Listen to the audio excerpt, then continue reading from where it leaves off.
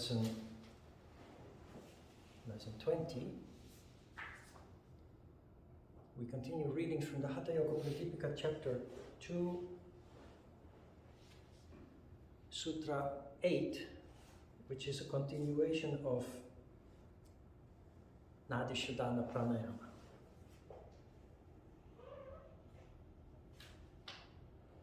Sutra 8. Taking energy in through the Pingala, the interior should be slowly filled with energy. Performing Kumbhaka as prescribed, it should then be released through Ida.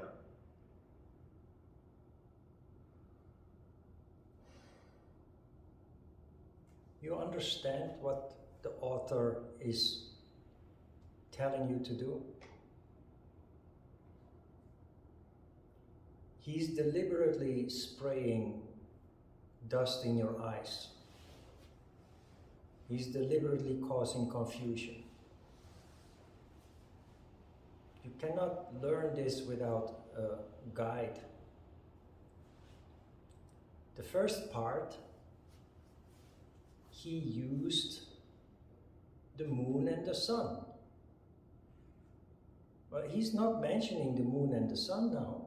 He's talking about Ida and Pingala. Can you make any sense out of this? It's the same. The moon is where Shiva energy enters Ida, the energy channel called Ida. The sun is the location where Shakti energy enters the energy channel called Pingala. First he used the concept of the sun and the moon, now he uses Ida and Pingala. It's the same, but only understandable for the student who is properly guided into Pranayama. There is a purpose why he does that. And we talked about this several times before. That's also why he said it should be kept secret. And that's also why he said you must learn this under the guidance of a guru or a teacher or a siddha. There are many ways that he says the same thing.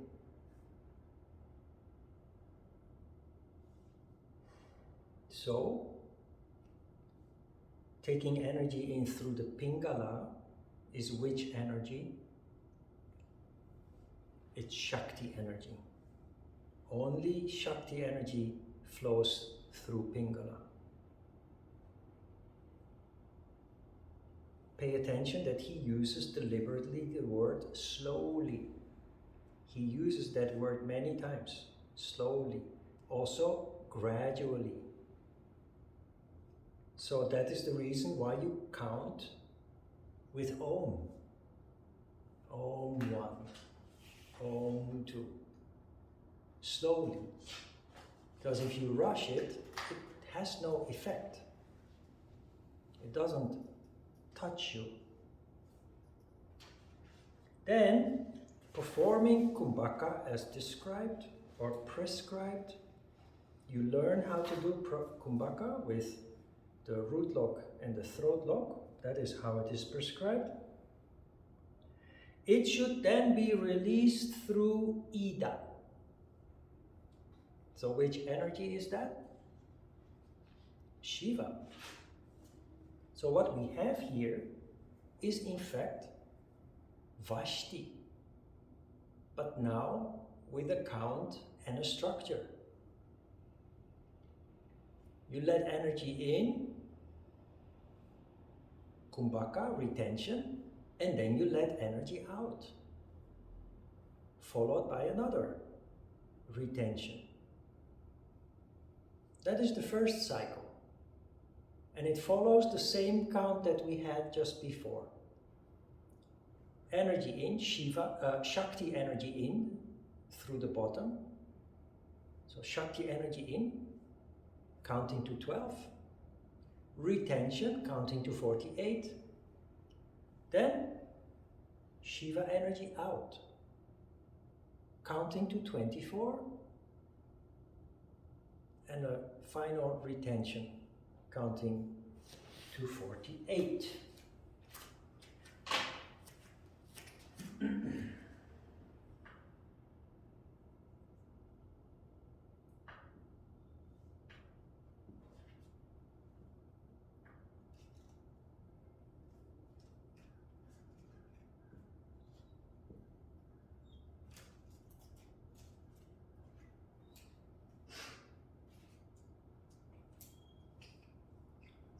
That is Surya Bindu, the sun gate, so I will use the color red. Surya Bindu in the middle, in the center of Muladhara Chakra. You let Shakti energy in.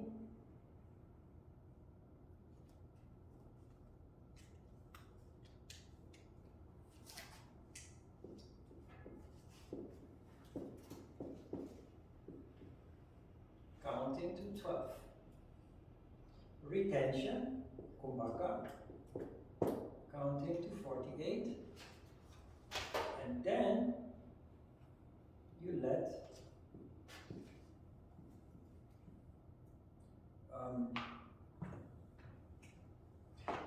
let Shiva out, counting to 24, followed by a retention. So, Shakti in, Shiva out,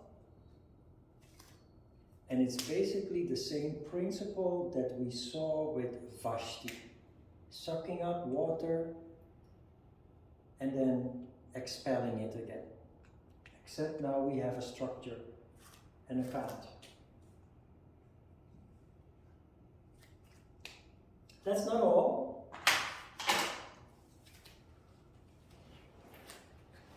Sutra 9, and you will see that he uses yet again other symbolism here, so as not to be clear to the uninitiated reader. Sutra 9, energy should be drawn in through the same through which release was made. Then, having retained the energy to the utmost, till covered with perspiration or till the body shakes, it should be released by the other, slowly and never fast, as it will diminish the energy of the body, as it will diminish the effect, the effectiveness. So, through which channel did you release energy in this cycle? Which channel? That was Ida, right? You released energy, Shiva energy, through Ida. That is important because Sutra 9 says energy should be drawn in by the same through which release was made.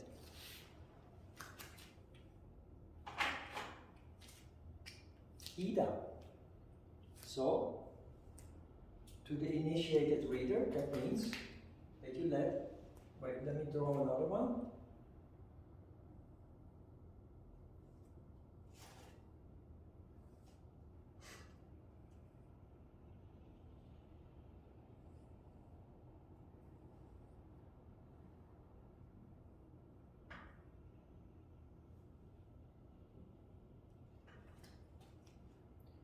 You let Shiva in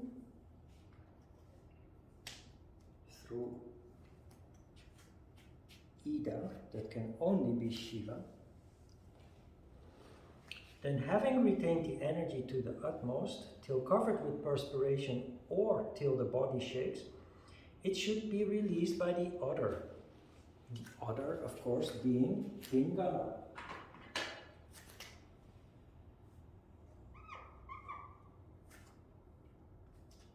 So what you have here is Shiva in counting to 12. Retention, counting to 48. Then Shakti out. Red represents Shakti, blue represents Shiva. And another retention.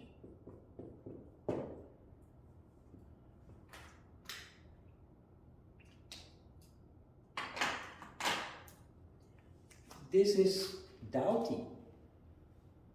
Swallowing a piece of cloth and taking it out again. So we have Vashti and Dauti with a structure and with a count.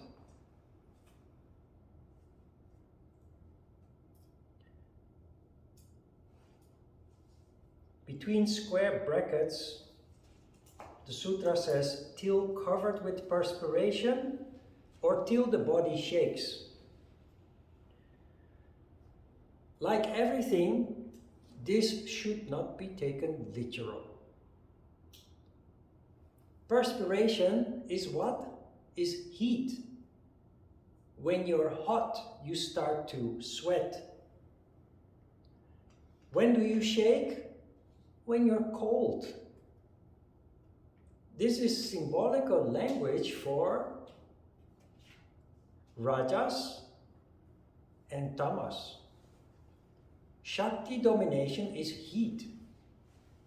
Shiva domination is cold. That is what it means. If you meditate and you sweat or you shake, you're going too far. You're pushing yourself too hard. There are people who read this and they think, oh, it's good, I'm shaking or I'm sweating. No, this is symbolical language and it is much more subtle than it actually appears to be on the surface, like with everything else. It will come back. This principle will come back, you will see, and it will start making sense. It should be released by the other slowly and never fast, as it will diminish the energy of the body or the effect of the exercise.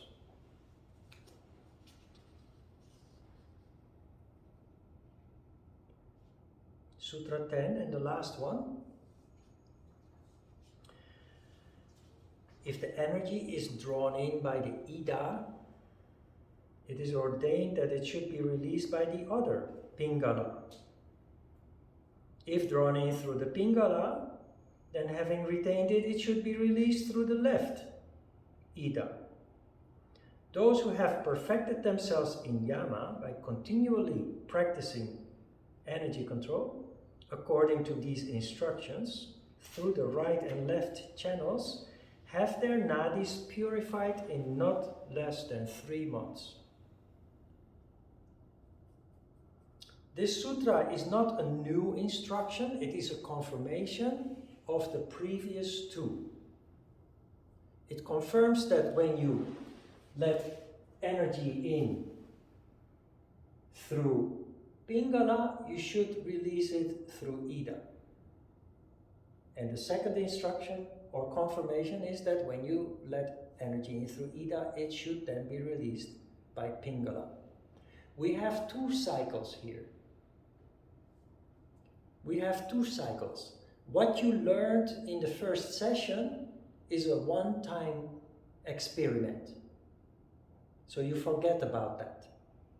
And you focus on those 2. Those 2 are one exercise. This is Nadi, Sodhana, Pranayama. What we did in the first session today is an experiment. And you do not repeat. This is the whole exercise, and it takes you 12 to 15 minutes approximately, if you count slowly and gradually. Can be a little bit faster, can be a little bit slower, but it shouldn't be too fast, just because it then really doesn't have much impact on you. Voila, that's it. Questions? In the second one, Yeah? when I let the Yeah? On the picture, it looks like I also let it out on Ida, but I let it out on Pingala. Though, but Ida is the energy channel that flows from the top to the bottom, can never reverse.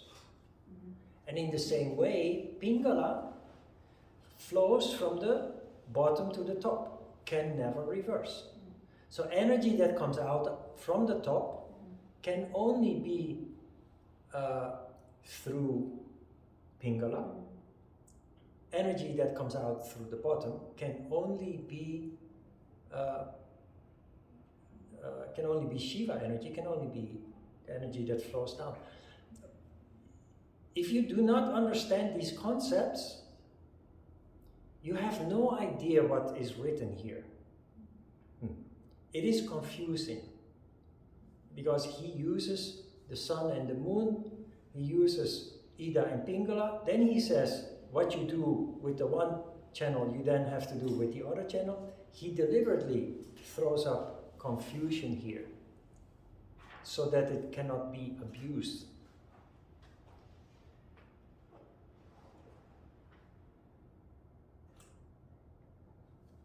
Also, there is very clever logic here. The human condition is inherently tamas. Because in the universe, energy always condenses, and it condenses to the bottom. That is the tragedy of mankind. Because unconditioned human beings naturally gravitate towards the bottom, and therefore are controlled by lower emotions and desires, and have no or little activity in the crown chakra. That is considered to be the tragedy of mankind. Yoga, of course, leads to energy rising. How? With Shakti energy. So yoga starts, after Yama Niyama, yoga starts with asana. Physical activity generates Shakti energy. Why Shakti first? Because a tamas condition, gravitating to the bottom of our existence, is of course Shiva domination. And we have to break that Shiva domination by not just movement, but controlled movement. So that you don't overshoot the goal. You overshoot the goal when you move too much, which is what you see in modern yoga. There's no harmony. We move in a very measured and controlled way, so sattva occurs. But sattva occurs by adding Shakti at first. The pranayama is structured in the same way. You start with Shakti in, and you let Shiva out on top of that. That leads to a domination of Shakti. But now, that is not enough. You then go to the second cycle, and you come down a little bit from that high of Shakti. After you have first let in Shakti and let out Shiva, you are left with a Rajas condition. Not harmony, but a Rajas condition. And with the second cycle, you balance it out. You let in Shiva, you let out some Shakti, and you're very nicely in the middle. Remember the Star of David. Up, one triangle pointing up, one triangle pointing down. When they come together, sattva occurs, and all the wonderful characteristics that yoga promises start to manifest gradually as a result of that. And you find this structure in everything in yoga. Always starts with rajas. Always start with increasing Shakti. And then you add some Shiva to even it out. You see that in the mudras. So here you have it in pranayama. we saw it in asana, you see it in pranayama, you later see this in mudra, but you also see it in the highest level of meditation. Highest level meditation is called samadhi, and it starts with vichara samadhi, which is concentration on joy. Joy is shakti. Joy is rajas. That is your first step in samadhi. The next step is ananda. After vichara comes ananda. Ananda is bliss, Shiva. Then you even out, and then you start to contemplate. Because contemplation occurs naturally, spontaneously, when you are in sattva, when there is harmony. So harmony is important from the lowest level of your existence up until the very highest level of your being, and determining how you function. So you find this structure in everything that you do. There are not many people who see this, who understand this.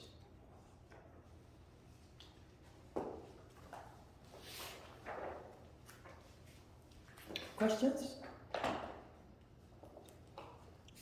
It is complex. You have to take many steps, twice as much as in the first session. Don't expect it to be perfect. Keep it playful. If you lose track, just look at the whiteboard or look at your notes if you made notes, and just pick up where you left it. If you do this a couple of times, you don't need your notes anymore. It becomes very natural, and it becomes very meditative also. Okay? Well, let me write it down. That is Nadi Sodhana. Cleansing the energy channels, literally.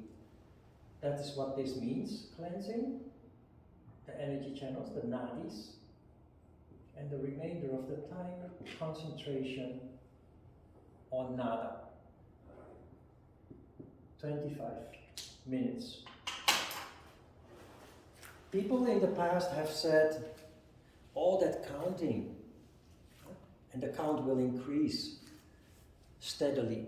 All that counting is so bothersome and so distracting. Then the answer to that is, no, the opposite is actually true. The counting and the focus on the counting actually forces you to canalize your energy.